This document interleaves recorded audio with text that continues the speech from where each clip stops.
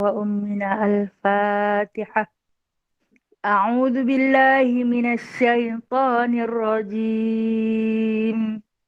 بسم الله الرحمن الرحيم. الحمد لله رب العالمين، الرحمن الرحيم، مالك يوم الدين. إياك نعبد وإياك نستعين. اهدنا الصراط المستقيم، صراط الذين أنعمت عليهم غير المغضوب عليهم ولا الضالين.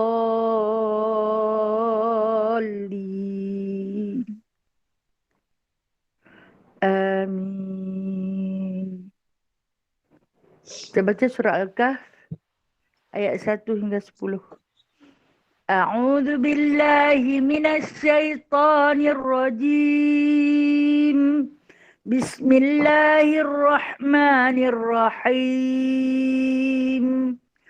Alhamdulillahilladzi anzala ala 'abdihil kitaba wa lam yaj'al lahu 'iwaja قيما لينذر بأسا شديدا من لدنه ويبشر المؤمنين الذين يعملون الصالحات أن لهم أجرا حسنا ماكثين فيه أبدا وينذر الذين قالوا اتخذ الله ولدا ما لهم به من علم ولا لآبائهم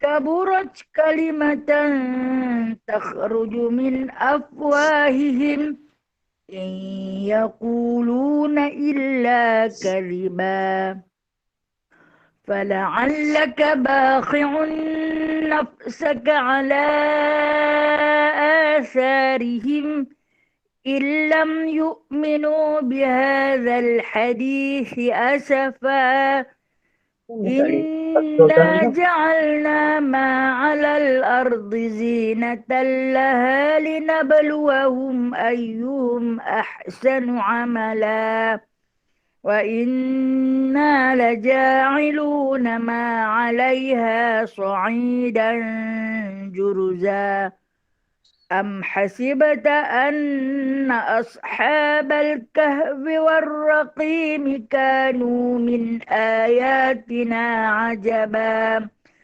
إذ أوى الفتية إلى الكهف فقالوا ربنا آتنا من لدنك رحمة وهيئ لنا من أمرنا رشدا.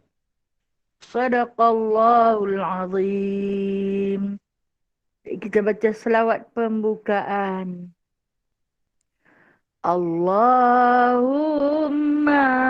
salli wa sallim ala Sayyidina Muhammad al-Fatihi lima ughliqa wal khatim.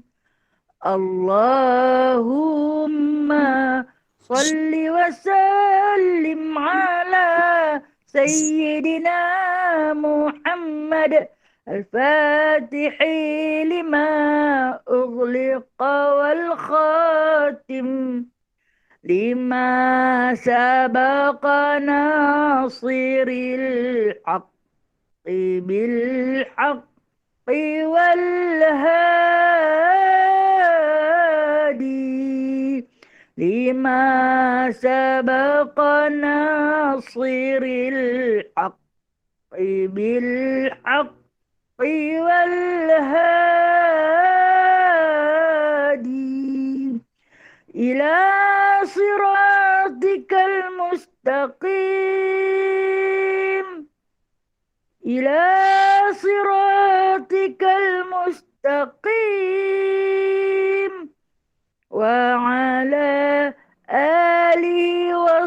وصحبه حق قدره ومقداره العظيم ومقداره العظيم.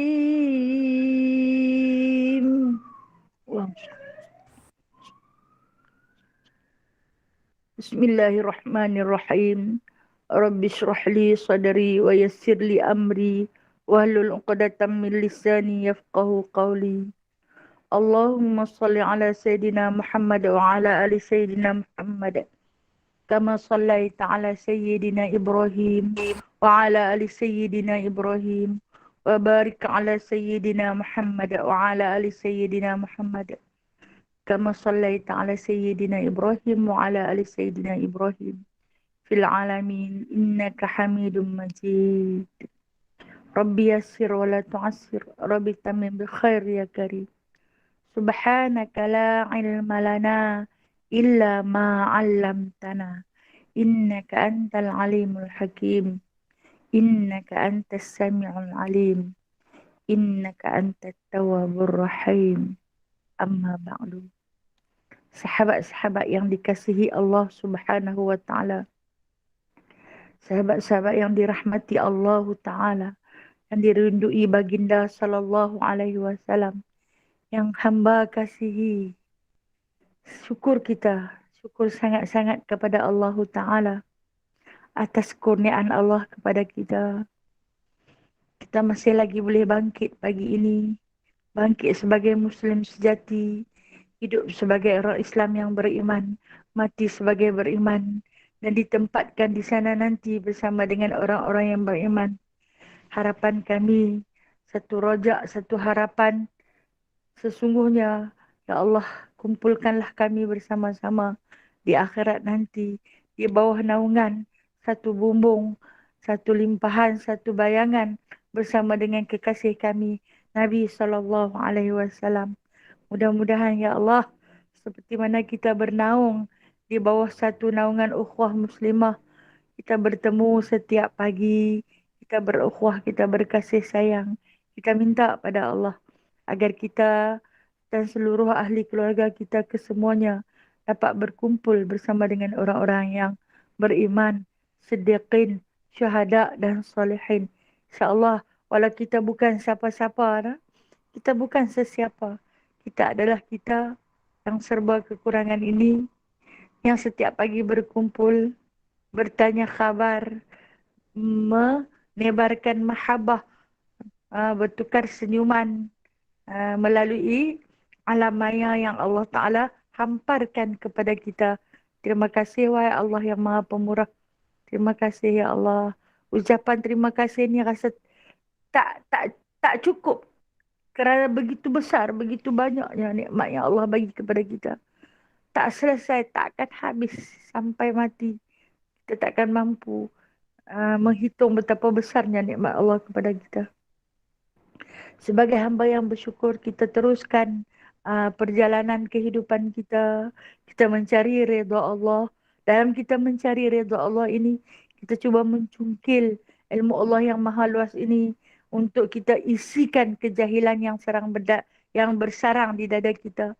Untuk sama-sama kita mentadaburkan Al-Quran pagi ini, iaitu sambungan daripada surah Al-A'la, yang mana hari ini insya-Allah dengan izin dan kurnia Allah kita akan sambung pada bacaan kita ayat yang ke-14 daripada surah Al-A'la. Sebelum kita masuk kepada surah ayat yang ke-14 ni, suka saya ulang kembali sebab Allah Ta'ala pun sebut dalam surah Al-A'la ni, fazakir inna fa'ati zikra, berilah peringatan, berilah peringatan, sesungguhnya peringatan itu bermanfaat. Menyadari diri kita ni selalu lupa, sebab tu kita selalu ingat memperingati. Bersyukur, berterima kasih kerana kita memiliki sahabat yang selalu memperingati kita. Kita lupa, dia tolong peringat. Bukan kerana dia nak memalukan kita, tapi kerana sayangnya dia kepada kita. Begitu juga dengan Al-Quran. Al-Quran itu disebut juga dengan nama Az-Zikra. Bukan sekadar Al-Quran ni dia banyak gelaran yang diberi pada dia. Salah satunya al-zikra. Apa dia? Peringatan. Allah Ta'ala ni memberi peringatan kepada kita daripada mula kita lahir sampai kita mati. Peringatan Allah Ta'ala tak pernah putus. Jadi daripada mana kita nak ambil peringatan Allah ni? Daripada lubuk Al-Quran. Barang siapa yang membaca Al-Quran, maka dia akan membacalah peringatan-peringatan yang Allah Ta'ala peringatkan kepada kita. Pada ayat yang terdahulu sebelum kita berhenti, Allah sebut kepada kita pada ayat yang ke-11, iaitu dengan pada ayat yang ke-12, pada ayat yang ke-12, kata Allah Subhanahu Wa Ta'ala, Allazi yaslan naral kubra. Itu api neraka yang menyala-nyala dengan amat besar. Kita cuba ambil sedikit peringatan daripada api yang menyala-nyala yang amat besar itu. Maka ulama mufassirin mentafsirkan bahawasanya bila Allah Ta'ala sebut narul kubra, maksud dia neraka yang besar. Bila ada besar, tentu ada kecilnya. Bila ada besar, tentu ada kecilnya. Apa yang kecilnya? Maka ulama Ibnu Katsir membahagikan neraka itu terbahagi kepada dua. Ada yang besar, ada yang kecil. Yang besar dikatakan adalah untuk orang-orang kafir yang ingkar kepada ayat-ayat Allah. Sementara yang kecil adalah untuk orang-orang Islam yang beriman kepada Allah tetapi melakukan maksiat dan dosa. Sementara pada pendapat Imam Al-Qurtubi mengatakan narul kubra itu iaitu azab yang besar, azab yang kecil. Apa yang dimaksudkan oleh Allah dengan azab yang besar ni? Narul kubra ini azab yang besar yang akan kita lalui di alam akhirat. Azab yang kecil yang akan kita lalui di alam barzakh. Itu yang dimaksudkan oleh Imam Qurtubi. Jadi kedua-duanya kita boleh menerima pendapat. Andailah kata puan-puan pergi mengaji dekat guru lain, guru lain menterjemahkan narul kubra dengan caranya, adalah benar. Adalah benar. Itu pendapat ulama-ulama mufassirin. Yang mana kita tahu kalau disebut benda yang besar tu, pasti ada yang kecil. Maka saya tertarik pada pendapat Imam Al-Qurtubi yang mengatakan narul kubra ini, siksaan yang amat besar ini akan kita lalui di akhirat nanti. Dan siksaan yang kecil akan kita lalui di alam barzakh. Itu katanya kecil.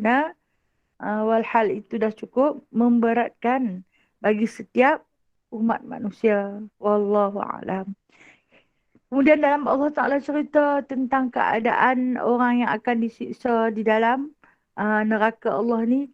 Allah Ta'ala ulang kepada kita. Qad aflaha man tazakka. Hampa naklah terlepas. Qad. Sesungguhnya. Sesungguhnya. Qad di sini. Kalau kita Arab dari segi nahunya. Ia bermaksud liqasam. Qad lilqasam. Masuk kepada fa'il madhi. Maka maksud dia sesungguhnya. Kalau dia masuk qad ini pada fa'il mudhari', makna dia kadang-kadang. Kalau dia masuk pada fa'il madhi, aflaha tu fa'il madhi, maka maksudnya sesungguhnya. Dia jadi qasam. Qasam ni apa dia? Sumpah. Sungguh-sungguh Allah bersumpah dengan sebenar-benarnya, kata Allah, tu qad. Bukan saja-saja Allah Ta'ala letak di situ. Sesungguhnya Allah bersumpah dengan sebenar-benarnya. Aflaha. Terlepaslah. Beroleh kemenanganlah. Siapa dia ni? Man tazakka. Kata Allah Ta'ala. Siapa yang akan beroleh kemenangan, yang akan terlepas daripada siksaan narul kubra ni. Siksaan api yang amat besar. Siksaan azab yang amat besar ni. Siapa yang akan terlepas daripadanya? Yang mana kata Allah la yamutu fiha wa la yahya. Yang duduk di dalam api yang besar, tak hidup dan tak mati. Orang tak hidup tak mati ni, kita tak tahulah penyudah daripada azab adalah kematian. Tapi kalau kata tak ada kematian, maka tidak ada kesudahan pada azab tu. Akan menanggung azab itu selama-lama dah hayat. Sebab apa? Hayat akan terus berterusan. Tidak ada kematian. Kita nanti kata dia tu sakit sampai mati. Maknanya kalau orang mati tu penutup bagi segala azab. Tetapi yang Allah Ta'ala sebut di dalam Narul Kubra ni, la yamutu fiha wa la yahya, tak mati dan tak hidup. Nak kata hidup tak macam orang. Nak kata mati tapi tak mati. Tapi kamu akan terlepas, kata Allah. Sesungguh-sungguhnya. Sebab itu didatangkan qada. Sesungguhnya janji Allah itu benar. Kamu akan terlepas. Aflaha. Berbahagia. Kemenanganlah. Boleh nak? Beroleh kemenanganlah. Siapa ni? Man tazakka. Sesiapa yang mensucikan. Baik. Maka ulama-ulama telah membahagikan tazakka ini pada beberapa maksud. Tazakka ini boleh diartikan sebagai zakat. Kita faham. Kita ada dua zakat. Satu zakat wajib. Satu lagi zakat sunat. Zakat wajib apa dia? Zakat wajib, zakat fitrah yang kita bayar setiap kali menjelang Ramadan. Zakat wajib apa dia? Zakat wajib ialah yang kita bayar melalui harta kita, wang simpanan kita. Itu adalah zakat yang wajib. Sementara zakat sunat yang kita bersedekah secara istiqamah, sama ada secara bulanan, harian, ataupun kita mewakafkan, itu adalah zakat sunat. Yang tak diwajibkan, tapi kita lakukan secara sukarela. Maka itu diartikan oleh Allah sebagai tazakka. Orang yang membersihkan. Bersihkan apa? Bersihkan harta yang dia miliki. Dan pada satu riwayat lagi, tazakka ini iaitu orang yang membersihkan dirinya. Hatinya.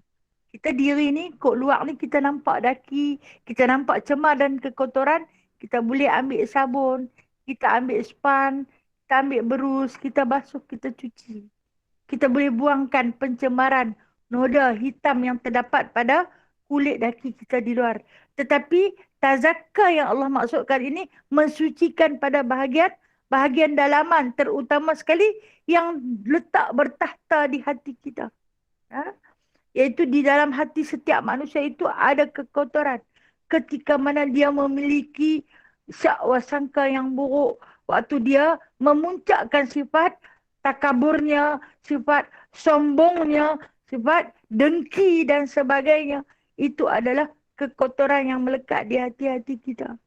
Yang mana kadang-kadang ada terselit sedikit rasa iri. Rasa iri kepada sekian-sekian orang. Bila nampak orang tu dapat nikmat lebih, kita suka tengok orang tu jatuh. Kita suka tengok orang tu jatuh susah. Ambil hang. Apa dah dengan muka hang? Itu yang kata kekotoran yang terlekat pada hati kita. Ini yang patut kita buang. Kita tazakka. Bersihkan dia. Ini yang dikatakan kebersihan ni termasuklah dalam hati. Yang tu yang paling utama. Biar kita tidak memiliki apa-apa. Asalkan kita ada sekeping hati yang bersih, yang baik, yang suci, dah cukup memadai. Kerana sesungguhnya apa yang kita miliki hari ini sekadar pinjaman, kita nak tinggal semua, kita nak balik bawa hati inilah menghadap dengan Allah Ta'ala. Jadi bila kita nak balik kepada pemilik hati ini, pastikan hati kita yang akan kita kembalikan kepada Allah nanti dalam keadaan tazakka. Dalam keadaan bersih. Bersihkan dia daripada sifat-sifat syirik. Andai kita pernah menyekutukan dia. Di antara apa ubat dia? Kalau kata pembersihan dari segi zahirnya, boleh cari sabun. Boleh cari shampoo. Boleh cari klorong. Nak bersihkan dia. Tapi dari segi dalamannya, maka kata Allah Subhanahu Wa Taala, macam mana cara untuk kamu membersihkan hati? Maka Allah Ta'ala bagi di sini. Apa dia? Wa zakara rasma rabbihi fasalla. Pada ayat yang ke-15, Allah mengajar kita cara-cara untuk tazakka. Kalau kamu nak jadi orang yang aflaha, kalau kamu nak jadi orang yang berjaya, maka hendaklah kamu pertama-tama sekali mensucikan. Sucikan apa? Sucikan harta. Sucikan hati daripada sifat-sifat mazmumah, sifat-sifat yang dibenci oleh Allah Subhanahu Wa Taala. Maka apabila kita dapat mengendalikan diri kita ini dengan hati yang bersih, akan terlepaslah kita daripada kekotoran. Terutama sekali kekotoran di dalam jiwa kita ni. Macam mana cara dia? Apa ubat dia? Kata Allah Subhanahu wa taala, "Wa dzakarasma." Hendaklah kamu menyucikan dia, iaitu dengan mengingati akan nama Tuhannya. Ha, menyebut nama Allah, berzikir. Ubat membersihkan hati, tadi kita kata. Kalau ubat nak suci bahagian luaran kita, kita mungkin cari peluntur, sabun dan sebagainya. Tetapi kalau bahagian dalaman, hati dan jiwa yang kotor gini, nak buat macam mana? Zikir, kata Allah. Ubatnya ialah zikir. Zikir nama siapa? Nama Allah. Kemudian, fasallah. Lalu bersembahyanglah, kata Allah. Sucikanlah hati kita ini dengan kita berzikir. Antara berzikir yang paling-paling ampuh sekali, yang pernah kita dengar Nabi selalu berpesan, iaitu membaca Al-Quran. Barang siapa membaca Al-Quran, dia sedang berzikir. Dan kemudian, apa dia zikir yang paling tertinggi sekali? Iaitu zikir dalam sembahyang. Fasalla. Kenapa Allah Ta'ala telah letakkan fasalla dan zikir ini pada tempat yang dekat-dekat? Wa dzakara asma rabbih fasalla. Hang nak sebut nama Tuhan hang yang paling senang, yang paling mudah, fasalla dalam sembahyang tu. Dalam sembahyang tu adanya zikrullah. Sebab orang yang bersembahyang, dia pasti berzikir. Orang yang berzikir belum tentu dia bersolat. Orang yang berzikir belum tentu dia bersolat. Tetapi orang yang bersolat, dia pasti berzikir. Sebab di dalamnya ada takbiratul ihram. Awal-awal lagi kita dah mengangkat. Takbiratul ihram. Allahu Akbar. Ketika kita melafazkan satu lafaz ikrar, tidak ada perkara yang lebih besar dalam dunia ini melainkan Allahu Akbar. Allah lah yang maha besar. Tidak ada yang lebih besar daripada dia. Sudah zikir dah tu. Kemudian diikuti dengan doa iftitahnya, diikuti dengan Fatihah yang berulang-ulang. 8 ayat yang berulang-ulang. Kemudian diikuti dengan surahnya, diikuti dengan tasbih di dalam rukuk, tasbih di dalam sujud, diikuti dengan yang tidal dan zikir-zikirnya. Begitulah hingga sampai memberi salam. Jadi barang siapa yang bersolat, sesungguhnya dia berzikir. Sebab tu, ni cara nak sucikan hati Allah Ta'ala bagi. Tak susah, kata Allah. Begitu mudah aku berikan kepada kamu. Dalam surah Al-Mu'minun, Allah Ta'ala bentangkan. Awal-awal sekali Allah Ta'ala sebut, Qad aflahal mu'minun. Sesungguhnya telah berjayalah orang-orang yang beriman. Yang beriman yang macam mana ni? Alladzina hum fi salatihim khashi'un. Yang mana adalah solatnya. Tengok. Allah Ta'ala letak. Kalau nak berjaya, kena solat. Orang yang tak solat, dia tak berjaya. Orang yang tak solat adalah orang yang gagal. Gagal dalam kehidupan di dunia dan gagal dalam kehidupannya di akhirat. Dan solat itu bukan sekadar bersolat. Berdiri, rokok dan sujud tanpa ada apa-apa. Tetapi bersolat itu tak clear kah? Ji clear tak Ji? Clear lah. Ada sahabat yang komen kata... Okey, ada sahabat yang komen kata tak dengar lah. Baik-baik. Masa Ji. Okey.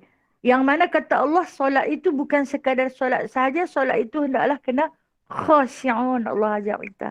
Allah telah mengajar, mendidik kita dengan kita menjaga kekhusyukan di dalam bersolat. Bukan sekadar perbuatan sahaja, no? Berdiri tegak, rukuk, tapi ikutlah dengan hati. Bimbinglah hati kamu untuk sama-sama dalam menghadap dengan Allah. Bukan sekadar jasad saja yang kamu bawa datang. Sebab tu kita ni Allah Ta'ala syaratkan, syarat solat kena ada wuduk. Basuh tangan, basuh muka, kumuk, mulut, basuh kaki semua. Itu suci pada luarannya. Nak masuk mai bersolat. dengan istighfarnya, minta pada Allah, berikan kekhusyukan pada aku. Aku nak bawa hati aku bersama-sama solat kepadamu. Sebab nak jadi orang yang aflah, orang yang berjaya. Bukan mudah nak jadi orang yang berjaya, no? Tu sebab tu Allah Ta'ala kata, sebut nama aku dan bersolatlah. Teringat saya dalam satu uh, kisah ini paling masyhur. Beberapa kali asatizah kita menceritakan tentang macam mana Sayyidatina Fatimah yang datang kepada baginda sallallahu alaihi wasallam mengadu kepada baginda. Ni dalam satu hadis yang diriwayatkan oleh Imam Bukhari. Hadis agak panjang sikit. Bila dia pergi jumpa ayah dia, dia buat kerja seorang-seorang. Dia angkut kayu, dia angkut ayak, dia kisak gandum, dia jaga anak dia basuh baju. Jadi menyebabkan jari-jari dia ni sampai pecah-pecah hujung-hujung jari dia. Sakit, Kita pernah buat kerja sampai pecah jari, Kita nak buat cucuk ke, kita nak buat roti, kita tak payah kisak gandum. Dah jadi tepung dah. Kita nak masak, nak menyalakan api, kita tak payah pergi cari kayu, tebang pokok. Dah ada dalam rumah kita. Kita petik saja. Kita tekan suis saja. Allah bagi kat kita punya senang. Tak pecah pun jari. Bahkan kadang-kadang kita tak petik dapur pun kita dah boleh makan. Dia terpaksa angkut ayak. Kita pulah kepala paip saja. Dah boleh keluar. Subhanallah. Jadi keadaan dia sakit sampai pecah jari. Dia pergi jumpa Rasulullah. Rasulullah tak ada. Dalam hadis ni cerita, Rasulullah tak ada di rumah ketika tu. Hanya ada Aisyah sahaja. Bunda tiri dia lah. Dia hampir sebaya dengan Aisyah ni sebenarnya. Dia jumpa Aisyah, dia beritahu lah ke Aisyah, dia kata, bagi tas dekat ayah, bagilah kepada dia seorang khadam. Dia tunjuk jari dia. Mereka-reka hujung-hujungnya itu menampakkan bahagian rona-rona merah macam nak pecah keluar darah. Punya buat kerja rumah sampai tahap pecah jari. Subhanallah. Dia pun punya hebat dalam jihad, dalam rumah dia pun. Ha, kita dia tak suruh lah sampai tahap tu, Tu kata kita ni kena bersyukur sangat-sangat. Terlampau banyak yang Allah Ta'ala bagi dekat kita ni. Lepas tu, bila mana kata Aisyah, tak apa akan ku sampaikan. Akan ku sampaikan kepada baginda sallallahu alaihi wasallam. Dia pun balik. Dia balik. Ayah tu gamuk baru balik malam, baru sampai rumah. Aisyah bagi tahu, kata tadi Fatimah mai bagi tahu begini cerita. Rasulullah dengan segera. Ni cerita melalui hadis. Saya nak kutip satu-satu hadis ni. Rasulullah keluar dengan segera daripada rumah menuju ke rumah Fatimah yang tidak jauh daripada rumah Rasulullah. Sebab tingkap rumah Fatimah menghadap dengan dapur rumah Rasulullah. Itu. Waktu baginda sallallahu alaihi wasallam sampai ke rumah Fatimah, baginda bagi salam. Ketika ini Sayyidatina Fatimah dengan Sayyidina Ali dah duduk di atas hamparan nak tidur dah. Dua-dua orang dah duduk di atas hamparan. Kita kata atas katil kalau kita. Mereka hanya hamparan yang nipis untuk tidur sepasang suami isteri ni. Anak-anak dah ada anak. Jadi Rasulullah tahu ketika itu dia tengah nak tidur. Rasulullah pesan kata kepada Sayyidina Ali, tak apa, tak payah bangkit daripada tempat tidur. Aku pergi dekat apa. Rasulullah masuk tepi. Dia duduk di atas hamparan. Sarir di atas hamparan tempat tidur. Kedua-dua anak dan menantu dia. Dia duduk di tengah-tengah. Keakraban seorang ayah dengan anak perempuannya, dengan menantunya, membolehkan dia naik duduk. Macam kita kata duduk atas tilam. Duduk di atas hamparan tu. Dia duduk di tengah-tengah. Di antara sebelah kanannya Ali, sebelah kirinya Fatimah. Kita boleh buat begitu, Kita segan kan betapa besarnya kasih sayang Rasulullah kepada anak menantu sampai tahap tu, Jadi bila dia duduk di situ, dia kata, sambil baginda meletakkan kedua belah tangan baginda di atas kedua-dua paha anak dan menantunya, dia kata, aku telah menerima pesanan daripada bondamu, daripada Aisyah, yang menyatakan Sayyidatina Fatimah ni minta seorang khadam sebagai pembantu. Kerana jari dia dah pecah. Dia pegang jari puteri dia tu, memanglah Kita tahu kalau jari pecah ni kasar-kasar aja ujung dia. Tak halus pun, dia pegang. Lalu dia kata kepada saya, Datina Fatimah, kata, ha? Ambillah zikir ini. Itu yang kita kata zikir Fatimah tu, Zikir Fatimah. Yang dia kata, bawalah subhanallah 33 kali. Alhamdulillah 33 kali. Allahu Akbar 34 kali. Menjadikan jumlah 100 kali. Zikir olehmu akan dia, jangan tinggal pada waktu pagi dan petang. Ha? Jadi kalau kata kamu terlupa, maka zikirlah. Janganlah kamu tidur sebelum kamu berzikir kepada 33 kali, 33 kali. Ini adalah ubat-ubat Rasulullah bagi. Ubat daripada kekuatan dalaman. Kita kalau di dalam kuat, insya-Allah di luar akan ada tenaga. Kalau di dalam kita sakit, satu jasad kita sakit. Di Rasulullah bagi peringatan. Tu yang kata wa zakarasma. Zikirlah nama Tuhanmu kalau diri kamu rasa resah, kalau kamu rasa lemah, kalau kamu rasa sedih. Carilah Allah, sebutlah nama Allah, ingatlah pada Allah. Nescaya kamu aflaha, nescaya kamu senang, nescaya kamu berjaya. Saya kamu cemerlang, kamu hebat. Pasal apa? Kena zikir. Sebutlah nama Allah. Sampai dalam satu peristiwa dalam peperangan Siffin, Sayyidina Ali karamallahu wajhah berperang dalam peperangan Siffin.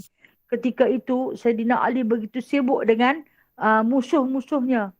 Yang mana seorang sahabat bertanya kepada Sayyidina Ali, kalau dalam kesibukan kamu menentang musuh yang beribu-ribu tu, sempatkah kamu, wahai Ali, berzikir 33 kali, 33 kali yang Rasulullah suruh? Dia kata, sempat. Sentiasa. Sentiasa ada di lidahku. Sebab dia kata, untuk berjaya di dalam satu-satu pekerjaan, sama ada pekerjaan itu berbentuk duniawi ataupun ukhrawi, maka bawalah apa yang Rasulullah pesan.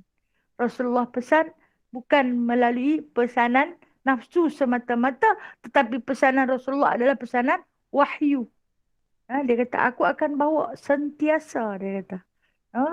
Jadi, apatah juga lagi dengan kita kalau nak dibandingkan dengan sahabat-sahabat yang muktabar, sahabat-sahabat yang syuhada, sahabat-sahabat yang solehin. Kita ni bukan siapa-siapa.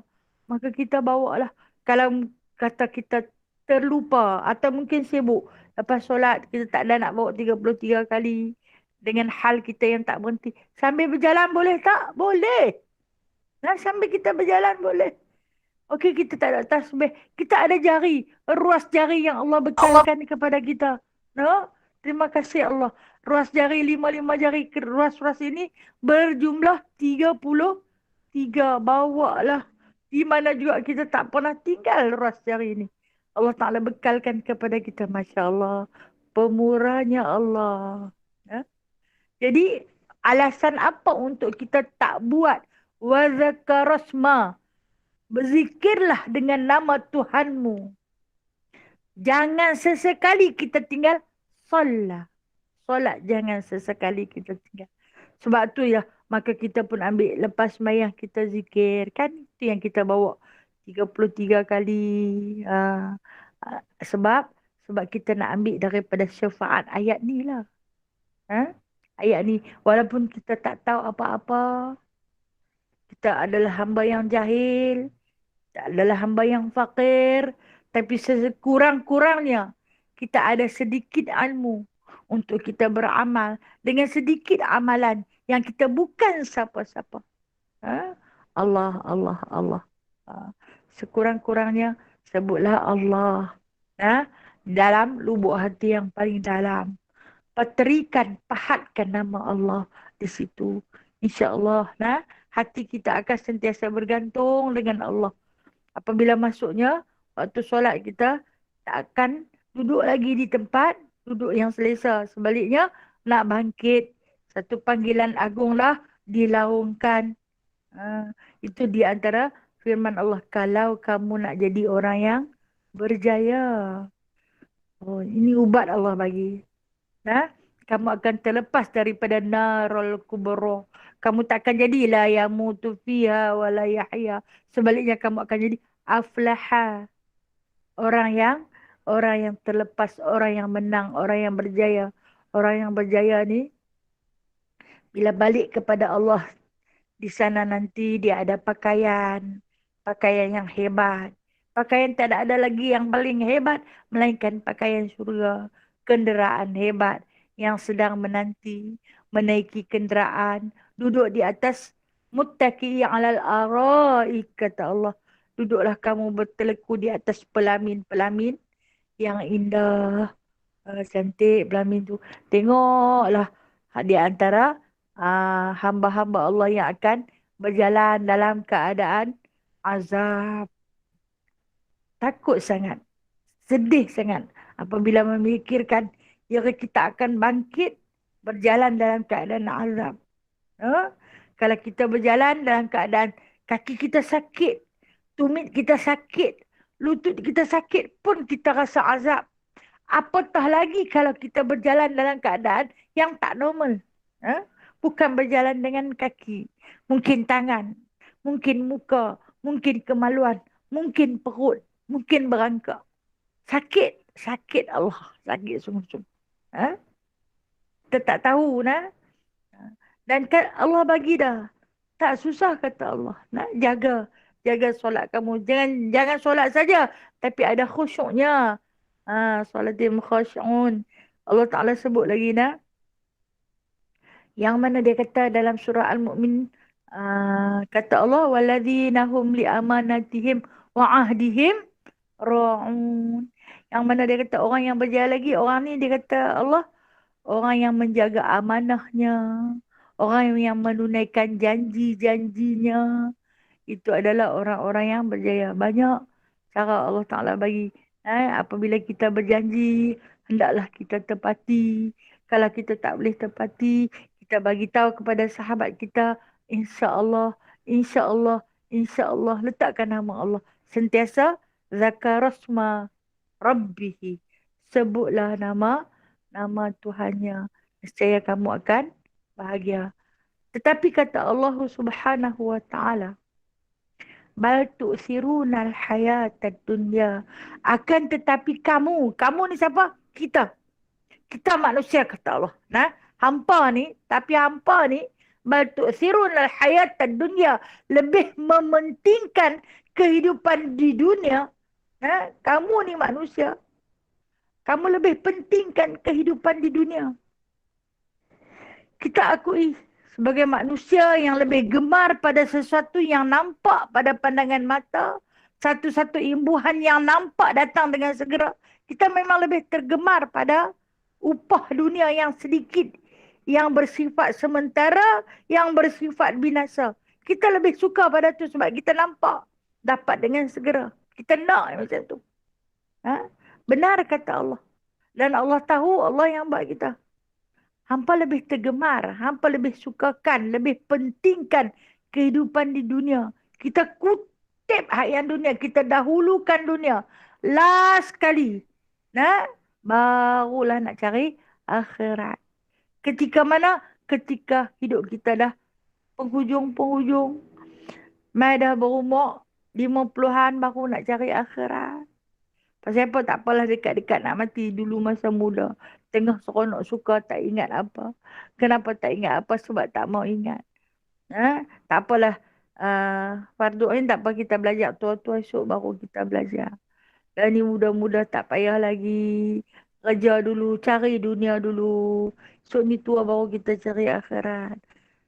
Tetapi kita lupa kematian dia tak kira muda kah?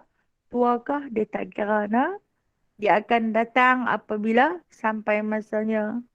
Tak cepat walau 1 saat, tak lewat walau 1 saat.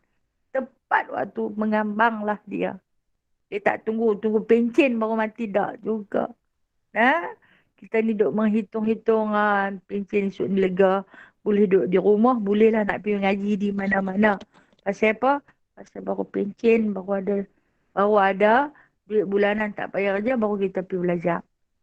Rupanya dah terlewat. Tapi itu kata Allah. Allah tahu, Allah yang menciptakan kita. Kamu ni lebih pentingkan hidup di dunia. Sayang sekali. Sayang sekali. Tapi selagi ada hayat, tak terlewat. Alhamdulillah. Walaupun Allah Ta'ala datangkan hidayah kesedaran kepada kita, ketika mana kita dah berusia, tak terlewat. Jangan kata, dah terlambat dah aku ni. Tak. Nah, masih lagi ada masa, masih lagi ada peluang. Kalau kita tengok Saidina Umar Al-Khattab memeluk Islam ketika mana berusia 37 tahun. Dia baru masuk Islam. Ha? Dapat Islam pulun sungguh-sungguh. Kalau kita tengok kepada Ikrimah bin Abi Jahal, anak kepada Abu Jahal, lagi lewat dia dapat masuk Islam. Umur dia 60. Oh, dia masuk Islam. Adakah terlewat? Selagi ada nafas, kita belum terlewat. Cari peluang. Cari peluang. Peluang yang paling besar dalam kita mengutip pahala, mengumpul pahala, ada di dalam satu kalimah, Allahumma salli ala Sayyidina Muhammad, atau Allahumma salli ala Muhammad, atau sallallahu ala Muhammad. Itu pahala yang paling mudah kita perolehi. Katalah aku ni zikir tak banyak, apalah yang aku nak buat, berselawat. Satu dapat 10, no? Satu kita dapat 10. Sebab rasa macam dah tertinggal lama, hidup dah terbuang lama yang telah lalu. Banyak perkara-perkara yang lara. Jadi macam mana aku nak cover balik ni masa yang telah lalu. Perbanyakkan salawat. Allah ajak kita pada keseluruhannya. Dan kemudian kata Allah Subhanahu Wa Taala lagi, bila kamu pentingkan kehidupan dunia, wal akhiratu khairun wa abqa.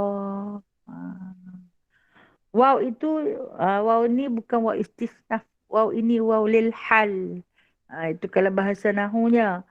Sedangkan akhirat itu adalah lebih baik dan lebih abqa, lebih kekal. Hampa pulun cari benda yang hampa nak tinggal. Kita kerja susah payah, kita pulun, kita himpun benda yang kita nak tinggal. Tapi hampa lupa mengusahakan benda yang hampa nak bawa. Yang kita nak bawa balik adalah apa yang kita amal. Apa yang kita beramal di dunia ni, itu yang kita nak bawa balik. Amalan soleh. Hampa lupa buat. Hampa pulun kumpulkan dunia. Tak cukup bubuh gelang sebaris. Nak lagi 2 baris. Bubuh 2 baris, nak lagi 4 baris. Membina empayar dunia. Hanyalah untuk kepuasan nafsu yang tak pernah cukup. Yang pernah Rasulullah kata manusia ni, kalau hang bagi kat dia 1 gunung mah, dia kata tak cukup. Kalau dapat 2 lagi bagus. Dah bagi 2, dia kata kalau dapat 3 lagi bagus. 1 gunung dah dapat. Pun tak cukup lagi. Dia kata kalau boleh nak lagi, kalau boleh nak lagi. Itu nafsu. Dia tak pernah mencukupi. Benda tu nak tinggal. Akhirat juga wa abqa, yang hampa nak bawa, yang kita nak bawa balik kepada Allah Subhanahu Wa Taala. Kata Allah dalam surah Al-Kahfi, dan surah Al-Kahf pada ayat yang ke-46. InsyaAllah ayat yang ke-46. Al-malu wal-banuna zinatul hayatad dunya wal baqiyatus salihatu khairun inda rabbika thawaban wa khairan amala. Karena kata Allah, al-mal wal banun, harta, anak-anak, keturunan, perhiasan, kehidupan di dunia ni, dia kata hanyalah bersifat sementara. Yang kekal wal baqiyah. Apa yang kekal iaitu as-salihatu khair. Amalan soleh yang baik di sisi Tuhanmu, pahala yang tak pernah putus-putus. Yang tu Allah Ta'ala kira. Yang tu Allah Ta'ala pandang dan hitung. Tu kata, kita pulun pada benda yang kita nak tinggal. Kadang-kadang kita terlupa. Nak pulun buat kerja pada benda yang kita nak bawa. Kita tahu apa yang kita nak bawa. Terkadang itulah sikap kita. Allah pun sebut macam tu. Apa yang Allah Ta'ala kata. Dan seterusnya, inna hadza lafi suhufil ula. Sesungguhnya kata Allah pada ayat yang ke-18, sesungguhnya ini hadza. Apa dia ni? Nasihat-nasihat, peringatan-peringatan yang Allah Ta'ala bagi di atas tadi.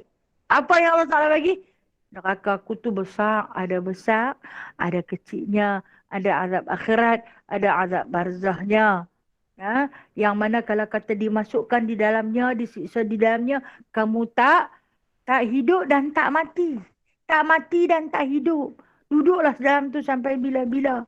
Tapi kalau hampa nak terlepas daripada azab-azab yang aku sebutkan tadi, Allah Ta'ala kata, hendaklah kamu selalu berzikir namaku. Tetapi bukan sekadar berzikir. Kena semayang. Duk tak duduk berzikir saja. Nak dapat zikir ni dapat 1,000 pahala. Zikir ni dapat 7,000 pahala. Zikir tu dapat ratus-ratus ribu. Duduk kira yang tu saja. Tapi tak sembahyang. Tak guna. Itu nasihat Allah. Allah bagi nasihat kepada kita. Nah, jadi kata Allah Ta'ala, tapi hampa ni suka kepada dunia. Aku nak abang dekat hampa. Dunia ni binasa, dunia ni sementara. Akhirat juga yang lebih kekal. Yang lagi baik untuk kamu. Sebab apa yang akan kamu nikmati di sana? Kekal selama-lamanya. Apa yang kamu perolehi di dunia? Hanya bersifat sementara. Kita tengoklah kalau kita sakit, kita makan satu ubat. Painkiller. Ubat tahan sakit. Dia baiklah saat. Habis ubat tu, dia sakit balik. Dia nak cerita, dia nak kata yang kata dunia ni tak kekal. Ha? Tapi di sana sihat selama-lamanya. Mudah selama-lamanya. Tak gaduh nak mandi. Nah? Kita lah ni main sejuk segannya nak mandi. Tak mandi tak boleh, tak senang duduk. Tak ada, di sana senang. Tu yang kata khairum wa abqa tu. Tak busuk, wangi sentiasa. Tak payah duk susah-susah nak pergi mandi, nak pergi gosok gigi sebab tak busuk. Allah. No? Tak payah susah-susah nak pergi kerja, susah payah. Hari ni kita keluar rumah susah payah pergi kerja. Kena isi malam tu, bersengkang mata daripada malam sampai ke pagi. Kena yang kerja berdiri sampai 8 jam, berdiri sampai 12 jam, bengkak kaki-kaki. Di antara, kita tahulah di antara urusan dunia dan urusan akhirat yang kita lakukan. Allah, Allah, Allah. Kalaulah bengkak kaki kita kerana berdiri terlalu lama di dalam solat macam Rasulullah buat tu, no? Masya Allah, lagilah besar. Dan semua tu nasihat kata Allah. Inna hadha, semua ni nasihat aku bagi dekat hampa. Kalau hampa nak ambil pakai, hampa ambil pakailah. Dan nasihat-nasihat ni bukan dia dah ada dalam Al-Quran lah. Dia kata lafis suhufil ula. Bahkan dia kata telah ada dalam suhuf-suhuf yang terdahulu. Maksud dia suhuf ni iaitu lembaran-lembaran yang diturunkan kepada nabi-nabi sebelum baginda sallallahu alaihi wasallam, yang mana diartikan oleh ulama mufassirin iaitu kertas yang digulung, bila dibaca lalu dibentangkan. Macam kita duk tengoklah perutusan di raja digulung. Sebab dulu dia tak ada naskah, tak ada buku. Okey, dia akan turun secara suhuf. Di atas tulisan yang digulung, kemudian bila nak baca dia dibentangkan, dia dibuka, itu dipanggil sebagai suhuf. Kalau yang tebal, yang banyak dinamai kitab, itu yang dikatakan kitab Taurat, kitab Injil, kitab Zabur, kitab Al-Quran. Itu kitab. Sementara suhuf iaitu dia berbentuk helaian-helaian kertas saja. Dia tak jadi sampai sebuah kitab yang tebal. Okey. Di antara kitab-kitab yang wajib kita percaya yang saya sebut tadi lah, 4 kitab. Sementara nabi-nabi lain dia dapat setiap kali datangnya wahyu daripada Allah yang dibawa oleh malaikat Jibril, maka ianya dicatat, ditulis, disimpan, menjadikan dia sebagai suhuf. Itu kena faham. Suhuf ni itu bermaksud lapisan-lapisan kertas. Kalau kata dia dah terbuku, ianya dipanggil naskah. Tetapi kalau dia tak terbuku, dia dipanggil suhuf. Faham tak? Apa dia beza suhuf, apa dia beza kitab ataupun naskah. Melayu panggil naskah. Naskah tu kata pinjaman daripada bahasa Arab.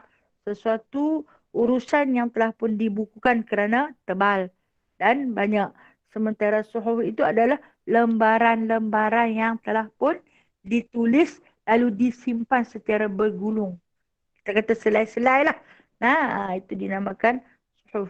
Yang mana Al-Quran sendiri adalah di antara naskah yang telah dikumpulkan selama tempoh penurunannya 23 tahun. Kan? Al-Quran, tempoh penurunan Al-Quran mengambil masa 23 tahun apabila disusun, dikumpul di antara um, khidmat yang paling besar dilakukan oleh Khalifah Khulafaur Rasyidin Sayyidina Abu Bakar As-Siddiq radhiyallahu anhu, iaitu mengumpulkan Al-Quran. Nak jadi khalifah tu, dia kata Rasulullah dah wafat. Kita kena kumpulkan Al-Quran. Himpun lah, hang ambil yang mana kau ni apa yang ada. Sebab ramai sahabat-sahabat yang wafat, yang mati syahid. Jadi bimbang sahabat-sahabat yang hafiz ini mati syahid tak ada dalam tulisan. Jadi dihimpun untuk, tapi dia tak boleh jadi naskah lagi. Itu yang mai sahabat-sahabat yang pandai tulis, dia pakat tulis lah, tulis di atas kulit binatang, di atas pelepah-pelepah tamar yang muda, di atas batu. Subhanallah, dengan susah payah mereka mengumpul Al-Quran, menjadikan dia satu rumah, satu gedung yang besar. Nak simpan Al-Quran masa tu tak dibukukan lagi. Punya susah. Lalu ditulis dengan tulisan tangan. Menjadikan dia 4 naskah. Dihantarkan ke negara-negara Islam untuk dijadikan sebagai buku panduan. Kitab panduan dalam kehidupan. Maka jadilah ia sebagai naskah. Hari ini Alhamdulillah rakyat Malaysia mewah dalam Al-Quran.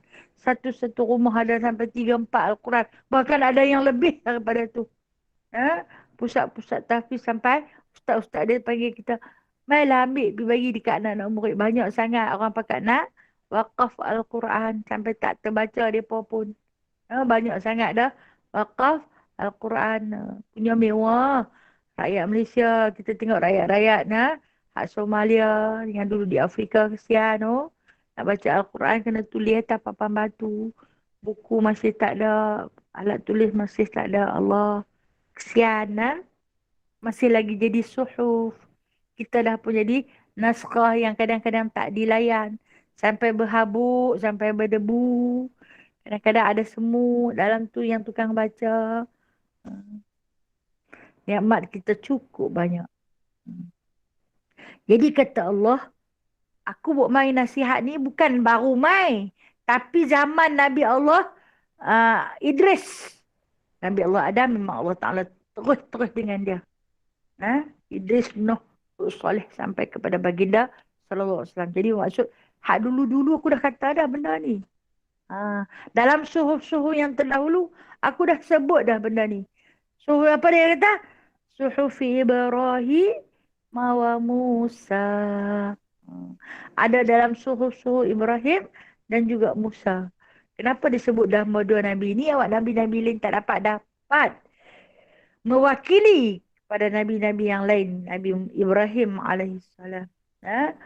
Nabi Ibrahim alaihissalam kita tahu seorang nabi yang Allah Ta'ala beri ujian yang bertimpa-timpa, ujian yang bersifat zahiriah dan bersifat batiniah. Allah Ta'ala bagi ujian daripada zahiriah apabila beliau dilahirkan sebagai seorang anak pembuat berhala. Kemudian berlawan dengan Raja Namrud. Kemudian dari segi batiniah, dia tak ada anak. Allah Ta'ala tak beri kat dia anak untuk tempoh masa sampai lumuk. 80 tahun tak ada anak. Lepas tu baru main anak. Dah ada anak nak kena pergi hantar. Tempat itu dari segi batiniah. Kemudian nak kena sembelih anak. Dia mewakili para nabi dalam menerima suhuf. Orang yang begitu hebat ujiannya, yang begitu berat, ujian zahir dan batin itu, aku datangkan nasihat, kata Allah. Ada dalam suhufnya nasihat yang sebegini, nasihat yang kita baca tak awal-awal tadi. Apa yang aku bagi kepada kamu, itu berbentuk panduan untuk kamu bawa dalam kehidupan kamu, nescaya kamu takkan sesat. Begitu juga aku bagi tahu dalam suhuf Musa. Okey, suhuf Musa ini kenapa disebut suhuf? Sedangkan Nabi Musa kita tahu dia menerima satu kitab yang bernama Taurat. kitab Taurat itu diturun dalam satu naskah.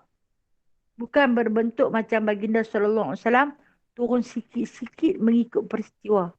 Nah, 23 tahun untuk melengkapi 30 juzuk bersamaan dengan 114 surah.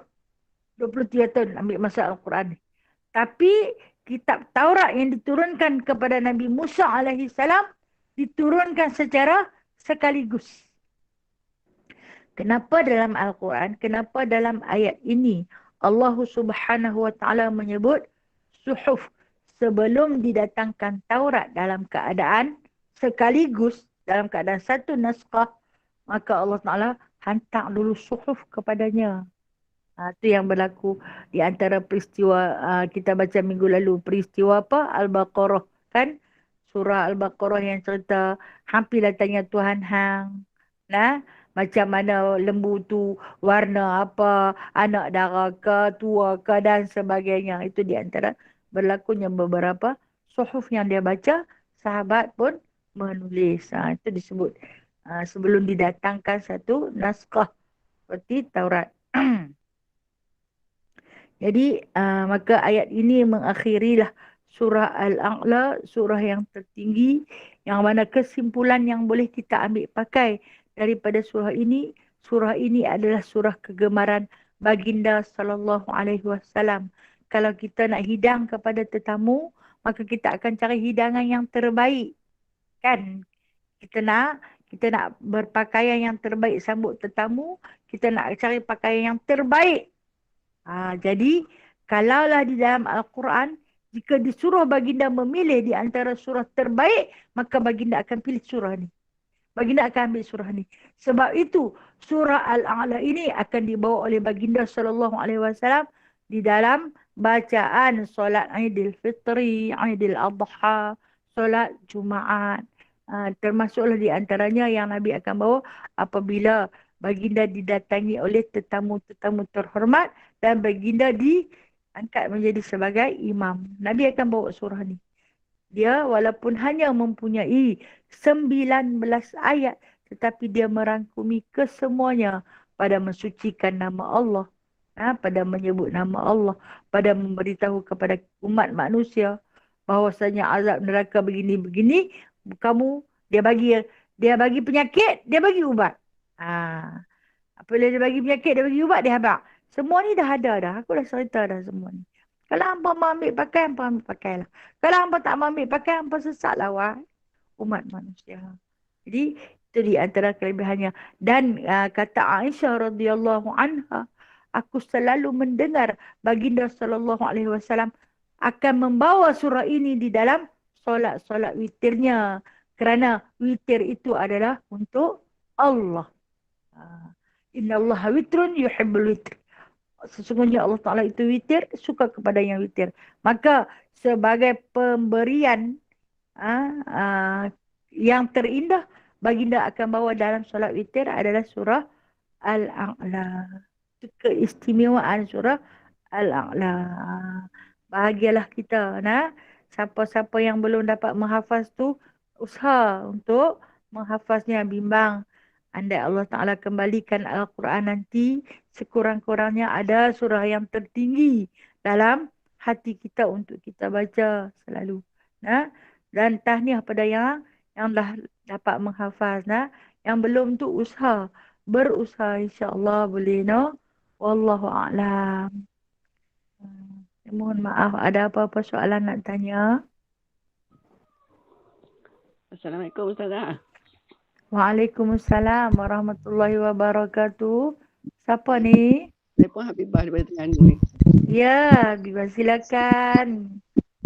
Nak tanya macam solat witir tadi tu, kalau kita buat satu rakaat aja boleh kan? Maknanya kata selepas hisa tu kita selepas hisa tu kita buat. Tapi kadang-kadang katakan kita terpaksa buat, kita mengantuk sangat mata, mana kita buat juga. Lepas tu boleh tak kalau kita ulang balik kalau kita bangun pagi gitu sebelum subuh tu? Okey, baik. Sebenarnya witir ni dia hanya ada satu je dalam satu malam. Dia tak boleh diulang buat. Belum tidur buat satu. Kemudian bangkit tidur nak sambung lagi. Tak boleh dah.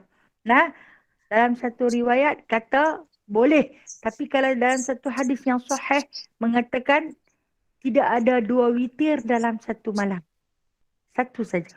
Nah, tapi ada dalam hadis dhaif mengatakan dah malam buat witir, esok nak bangkit buat witir pun boleh. Itu dalam hadis dhaif. Jadi beramallah dengan hadis yang sahih. Kalau dah kita buat satu, memadailah dengan satu tu. Allah tahu sesungguhnya kita dalam keadaan lemah. Mengantuk, letih dan sebagainya. Yang mampu satu. Mungkin satu itu lebih baik kalau kita perlu buat 3. Tapi keadaan kita letih dengan mengantuk. Mungkin tak pergi baca pun jadi kaca bilau. Maka kita buat satu. Allah tahu. Jadi sekali saja puan. Ya. Lepas tu soalan yang kedua Ustazah. Nak tanya satu soalan lagi. InsyaAllah, insyaAllah. Baru macam minggu lepas tu saya pernah tanya kan masa bayar fidyah untuk mak ayah kita yang dah meninggal tu. Ya. Saya lupa nak tanya macam kalau kita diri kita sendiri Ustazah, katakan kita masa kita muda-muda tu kan, kadang-kadang kita jahil apa semua tu, mana kita pernah tinggal puasa semayang ke apa semua kan. Ya. Sekarang ni baru kita zaman muda katakan kita masa kita kita bersalin ke apa semua, mana kan orang dulu kan dikira macam 40 hari lepas pantang tu barulah dia kata boleh. Kan, tapi sebenarnya kita kena ikut takhid darah nifas. Ya, betul. Lepas tu macam mana kalau kita sekarang ni baru kita teringat yang benda gitu, kita nak dia kita nak kata puasa kita semayang gitu tu, macam mana nak kira Ustazah? Baik, wajib kena bayar. Kalau kata nak kira puasa waktu kita nifas tu kira umur anak. Umur anak, kita melahirkan anak kita, katalah anak kita yang ketiga, kita telajak tak puasa. Kira umur anak tu 23 tahun, maka sehari 23 cupak. 2 hari, dah jadi 46. Banyak tu. Jadi dia kira, dia naik lah cupak tu. Mengikut kiraan anak. Kalaulah kata kita muda-muda waktu kita jahil, kita tak terhitung banyaknya, tak tahu nak kira. Kita kira daripada umur kita akil balik. Umur kita akil balik. Kata kita perempuan kita tahu. Ada yang umur 10 tahun, ada 12, ada 15. Jadi kita tolak umur kita sekarang, kata umur kita lah 50. Tolak dengan 15, menjadikan jumlah 35 tahun. Kita kira dalam berapa tahun, berapa yang aku tinggal, aku tak bayar. Kita kena kira sendiri. Mana? Jadi perkiraan itu darablah dengan cupak. Saya kata cupak ni Allah Ta'ala bagi kelonggaran kepada kita mengikut kiraan cupak Baghdad. Jadi hanya RM1.09 saja. Satu cupak, satu hari satu cupak, darab dengan RM1.09.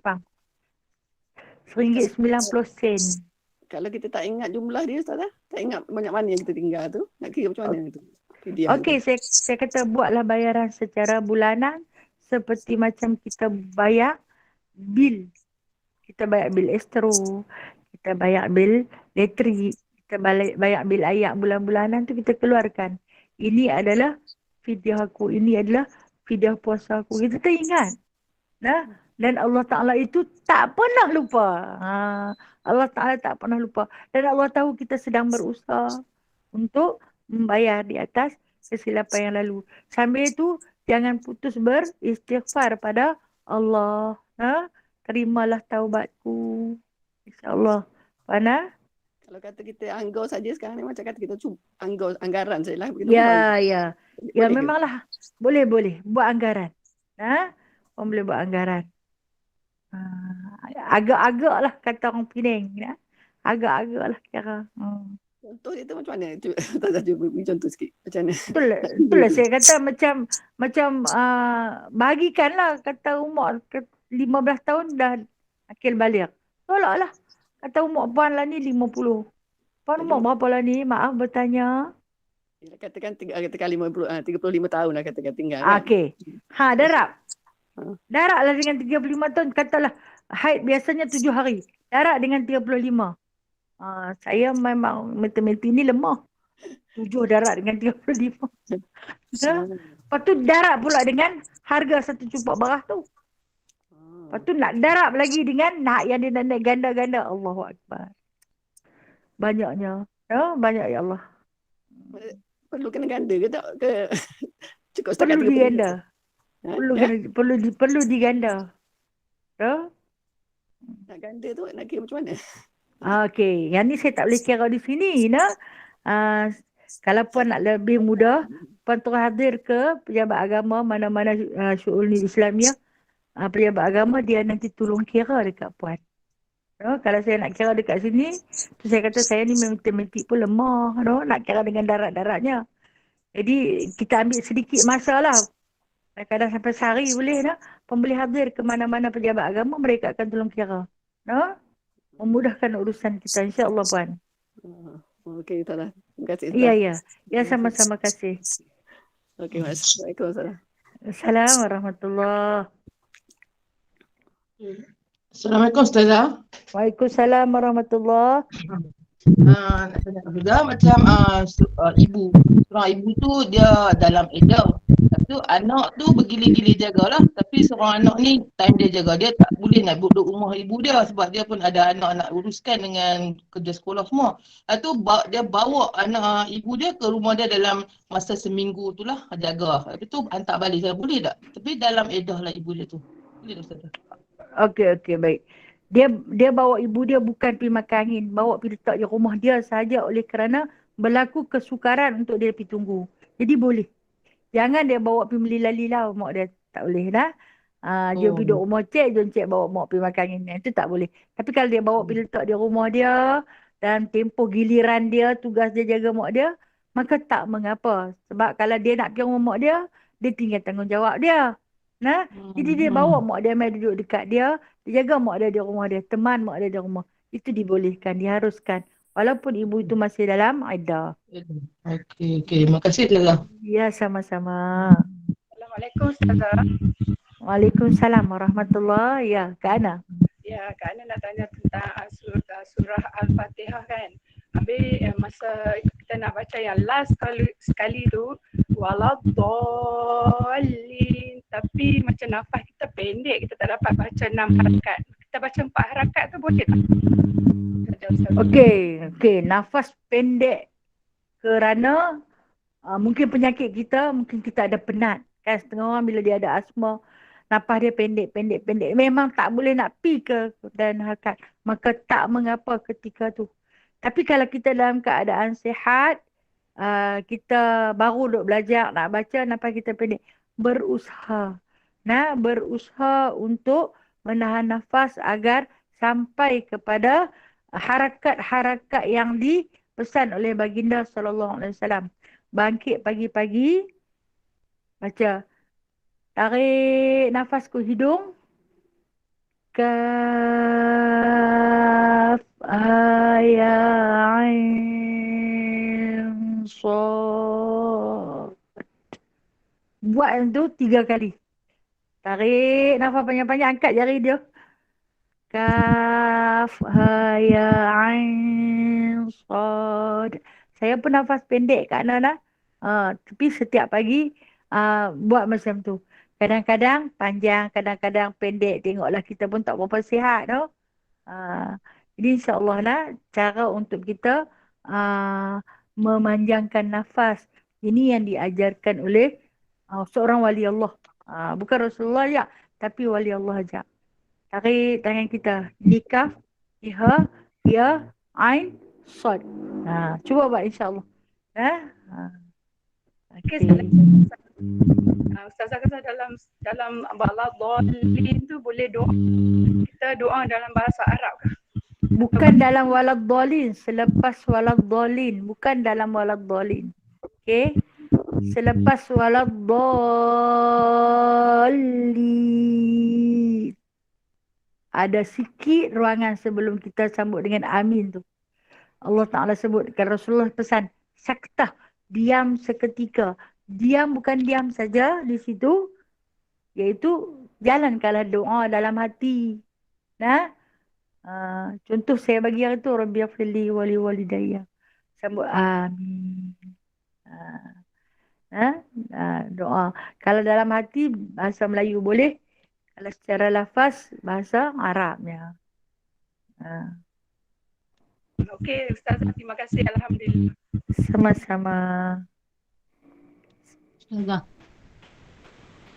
Kak Ya, tanya ya. Kak. Ya, silakan Kak Ja. Tentang solat lah kan. Solat tu tiang agama kan. Tapi ada setengah orang kata tak semayang pun tak apa.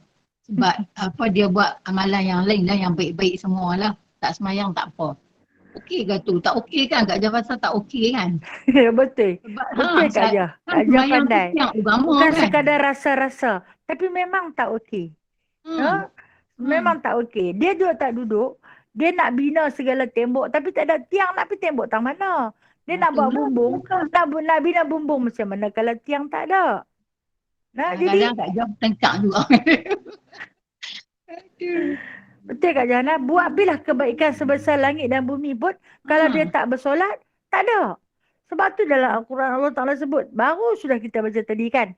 Kalau nak sebut nama Allah yang paling terbaik, mayanglah. Sebab orang yang bersolat itu dia berzikir. No? Sebab lepas Orang yang kata, berzikir belum tentu dia bersolat. lepas kata solat pun belum tentu masuk syurga. Memanglah belum tentu masuk syurga. Kita buat saja kan sebab yang Ya. tu Tuhan yang suruh kan. Ya, Kita betul. patuh je. Pandai Kak Jah. Okey, betul tu. Kak Jah. Eloklah tu. Betul-betul sangat. Tapi kita minta tu masuk lah, dapatlah rahmat kan sebab kita ni takut sangat. Ya, betul. Setiap pekerjaan kita buat tu ada harapan. Kita harap sangat-sangat. Itu yang kita ada rojak wa khauf. Rojak ni harapan dan takut. Bila kita takut, kita harap sangat-sangat Allah terimalah. Walaupun kita tahu solat kita tu taklah khusyuk macam mana. Taklah khusyuk 100%. Kita tahu hati kita ni taklah sebaik terang mana. Tapi kita takut sangat dengan azab Allah. Maka setiap apa yang kita buat tu, kena ada satu rojak. Rojak bukan rojak buah. Harapan pada Allah. Kerana kita terlalu takut dengan azab Allah. Dia tu tak ada kan macam nak solat kan Ustazah. Bila nak solat kan, tengah-tengah duduk solat dia macam ada satu perasaan kadang dia jadi ketak, jadi rasa macam tak tahan nak berdiri, jadi macam kadang-kadang rasa macam tak mau sembahyang ke, nak stop berdiri macam tu. Macam tak penyakit lah apa tak tahu. Nah, itu penyakit waswas. Al-waswasu minasyaitanir rajim. Banyak-banyak baca a'udzubillahi samii'al alim minasyaitanir rajim. Banyak-banyak baca yang tu. InsyaAllah. Mudah-mudahan Allah Ta'ala jauhkan dia daripada kita ni. Dia ganggu hati kita. Dia rasa daripada muda sampai tua jadi macam ni lah. Ada tak mau semayang pun takut. Macam tu. InsyaAllah buat juga. Buat juga. Buat juga. Sampai teriuk kan. Teriuk tengah duduk semayang kan. Jadi macam tak tahu nak abang. Okeylah, terima kasih Ustazah. Ya, baik, sama-sama. Kasih. Assalamualaikum Ustazah. Waalaikumsalam warahmatullahi. Ya Ji. Kita ada soalan pada bahagian mesej. Ditanya, ada tak istilah qadha untuk solat sunat? Misalnya kita tak sempat bersolat sunat tahajud. Bolehkah kita qadha? Sekiranya boleh, waktu bila yang sesuai? Dan soalan yang kedua, kalau dalam iddah kita keluar ke hulu ke hilir tu apa hukumnya walaupun dah ditegur banyak kali Ustazah? Okey, baik. Lagi ada soalan. InsyaAllah. Okey, solat sunat qadha. Boleh tak nak qadha solat sunat? Boleh. Dibolehkan kita qadha solat sunat seandainya kita orang yang istiqamah mengerjakan solat sunat. Katalah kita duha tak pernah tinggal, tahajud tak pernah tinggal. Tapi hari itu terbabas, bangkit terlewat. Bangkit terlewat, tengok-tengok ada terang. Maka boleh tak nak qadha? Boleh. Bila waktu terbaik untuk kita qadhanya? Pada waktu duha. Katalah duha pun terlupa. Bila waktu terbaik kita nak qadhanya? Di antara maghrib dan Aisyah boleh kita qadha. Pada solat sunat. Sebab baginda SAW pernah qadha solat sunat rawatib ba'diyah zuhur pada waktu asar. Lebih pernah qadha sebab kata Rasulullah kata sembahyang lepas asar tak boleh. Tapi kenapa dia sembahyang 2 rakaat lepas asar? Maka Rasulullah pun ceritakan, aku tak sempat sembahyang ba'diyah lepas zuhur tadi. Mungkin ada sebab-sebab tertentu. Maka baginda qadha pada waktu lepas asar. Jadi kata walaupun kita waktu tahrim boleh untuk solat qadha. Untuk solat qadha. Jadi kalau kata kita nak qadha waktu tadi yang ditanya iaitu waktu tahajud, boleh kita qadha. Waktu yang terbaik nak qadha waktu duha. Ataupun waktu di antara maghrib dengan Aisyah. Itu waktu yang terbaik untuk nak qada solat-solat sunat. Kemudian pada soalan yang kedua, dalam iddah tapi keluar pergi merata-rata, haram. Hukumnya adalah haram. Walaupun ditegur berkali-kali tapi keluar juga, yang tu kena tanggung lah. Sebab kita menegur kerana sayang. Dia kalau orang yang syaitan ni dia tak suka kepada sesuatu yang dihalang. Sesuatu yang diharam. Dia nak suruh juga buat. Jadi apabila kita ni mengikut keadaan, kehendak hawa nafsu, kita akan ikut apa yang orang nasihati. Jadi hukumnya adalah haram. Orang yang dalam iddah. Tapi kalau dia keluar atas urusan harta pusaka, urusan bank, dia keluar nak beli beras dia habis, bawang gula cabai dia habis, dia boleh pergi keluar beli. Dia keluar pergi beli barang, dia balik main duduk di rumah. Dia tak usah belilah kata-kata. Boleh.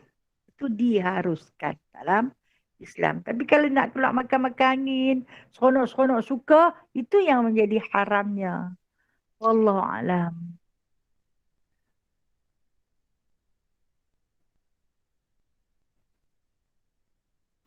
Soalan seterusnya. Ada lagi Salam. soalan? Ada. Tak apa, selesaikan dulu. InsyaAllah. Ya, siapa dia? Ya, saya daripada Pandan Jaya. Nak tanya, Silakan.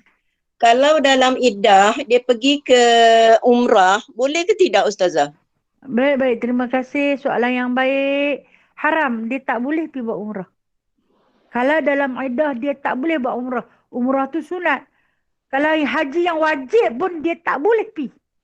Dia tak boleh pergi. Dia kena tangguhkan sampai habis iddah baru dia boleh keluar. Walaupun benda tu kan kalau haji tu dia dah wajib. Tapi dia tetap tak boleh. Dia kena tangguh sampai habis iddah dia. Baru dia boleh keluar. Baru pergi umrah ya? Ya, betul. Terima kasih Ustazah. Ya, sama-sama kasih. Puan nama apa, Puan? Nama sebenarnya Ridayah. Alhamdulillah. Dari mana? Pandan Jaya, Kuala Lumpur. Masya Allah, orang jauh. Tafadhal. Ada lagi soalan di chat box kita, Ustazah. Okey, silakan insya-Allah. Okey, soalan dia, adakah dikira hutang? Dalam permasalahan kita, ada kawan yang berharta, waktu kita susah dia menawarkan diri untuk bantu kita dari segi kewangan. Ikhlas katanya dan tak disebut sebagai hutang. Tapi bila ada perselisihan faham, dia menuntut balik apa yang dia bagi. Okey, bagaimana tu Ustazah? Bagi penjelasan sekejap. Ya Allah, ni mungkin tu. Dia masa Allah tu dia bagi, dia yang bagi. Dia bagi atas dasar ikhlas katanya. Tapi bila dah marah ni dia ungkit balik. Ni cerita budak-budak berkelahi. Budak-budak bergaduh. Masa dia baik tu apa yang ada semua dia bagi. Tapi bila dia tak makan kawan, dia ambil balik semua. Ni ceritanya tak ikhlas. Bantuan dia rugi sangat-sangat. Wala tubtilu sadaqatikum bil manni wal adha. Kata Allah, jangan kamu batalkan sedekah kamu. Jangan kamu rosakkan sedekah kamu. Dengan kamu mengungkit-ungkit dan menyakiti hati dia. Jadi rugilah orang yang tukang bagi tu. Kawan ni tak dikira hutang. Sebab awal tu dia dah habaq, dia tolong kerana Allah. Ikhlas kerana Allah. Tapi bila mai dia marah, dia nak minta balik. Adakah wajib kawan ni? Dia nak bagi apa? Dah hang kata hang tolong kerana Allah Ta'ala. Ikhlas dia bagi. Bila dia minta adakah hutang? Itu bukan hutang. Sebaliknya rugilah kawan yang mengungkit-ungkit tu. Kalau tidak dia dapat dah pahala bersedekah apa semua. Kemudian oleh kerana dia minta balik, adakah wajib kawan ni bayar? Dia tak wajib bayar. Sebab itu bukan hutang. Tidak diistilahkan sebagai hutang. Allahu'alam. Okey, ada satu lagi soalan terakhir Ustazah. InsyaAllah. Maaf, masa Ustazah sikit. Tak apa. Okey, insyaAllah. Dia kata dia nak tanya tentang wuduk dan juga tayamum. Situasinya macam ni, dia kata kaki sebelah kanan dia bahagian hujung tu macam luka yang teruk lah, jadi dibalut. Jadi dia kata macam manakah cara ataupun kaedah untuk berwuduk? Adakah perlu berwuduk tu sampai habis semua baru maksudnya tayamum sebelah kaki kanan tu, ataupun ambil wuduk sampai ke telinga, tayamum kaki kanan baru ambil wuduk sebelah kaki kiri tu. Jadi dia kata macam mana cara dan kaedah untuk berwuduk ketika kaki dia dibalut tu Ustazah. Okey, baik-baik. Terima kasih. Ramai sahabat-sahabat kita yang tak faham. Anggota tayamum 2 saja. Muka dan tangan sampai siku. Walaupun yang luka itu adalah kaki. Walaupun yang luka itu dah kaki. Bukan kata ambil debu tu pergi sapu di kaki. Tidak. Tidak. Itu bukan anggota tayamum. Okey, saya bagi 2 kaedah. Ini pendapat setengah pendapat ulama apabila kita luka pada bahagian kaki berbalut. Doktor pun bagi nasihat jangan bagi basah pada bahagian kaki. Contoh katalah kaki kiri. Kita ambil semua yang macam biasa basuh semua pada kaki kanan sampai kepada kaki kiri. Pada pendapat ulama tak usah basuh. Berhenti dah habis selesai. Bertayamum. Bukan ambil tayamum untuk pergi sapu di kaki tu tak. Tayamum sapu muka dan tangan sampai siku. Itu je. Okey? Bukan kata ambil debu pergi sapu di atas kaki tu pula lagi. Bukan dia. Nah, itu tak sah. Itu tayamum tu tak sah. Sapu muka. Hai, pasal apa? Kaki yang tak kena basuh. Pasal apa? Muka tangan boleh basuh. Memang macam tu. Rukun tayamum 4 saja. Nah, niat, sapu muka, tangan sampai siku, tertib. 4 je. Tak ada sapu kaki. Okey, itu pendapat satu ulama. Nah, pendapat satu lagi ulama yang ni mudah. Pendapat qaul Imam Syafi'i yang qadim, yang terkini, yang terbaru mengatakan maka memadailah kita sapu saja ayak ke atas balutan tu. Katalah kaki kita tu balut di semen, dibalut dengan plaster dan sebagainya, tak boleh kena ayak. Kita bagi basah tangan kita, kita sapu saja ayak naik ke atas tu. Itu juga dibolehkan. Maka kita pilihlah antara keduanya. Cuma yang tak boleh sapu debu di atas balutan tersebut. Sebab debu bukan pada kaki. Okey? Wallahualam. Boleh faham tak Ji? InsyaAllah kot no? InsyaAllah lah kot. Dan sekiranya kalau lah kata bahagian tangan pula dibalut tu macam mana Ustazah? Okey. Kalau bahagian tangan memang kita sapu di bahagian tangan. Sebab itu memang anggota tayamum. Katalah tangan dia patah. Dia di simen, dibalut. Nah, pada bahagian tangan tu. Jadi waktu kita bertayamum tu, kita tayamum di atas tu lah. Macam orang tayamum, apa dia, mayat COVID tu kan, dia tayamum atas plastik tu saja kan. Macam tu lah. Sebab apa, bila dia ada kena ada anggota tu. Kan? Jadi dia tayamum lah di atas balutan tu saja. Sebab memang anggota tayamum dah. Wallahualam. Okay, Alhamdulillah. Terima kasih banyak-banyak. Alhamdulillah. Alhamdulillah. Hadza min fadlillah.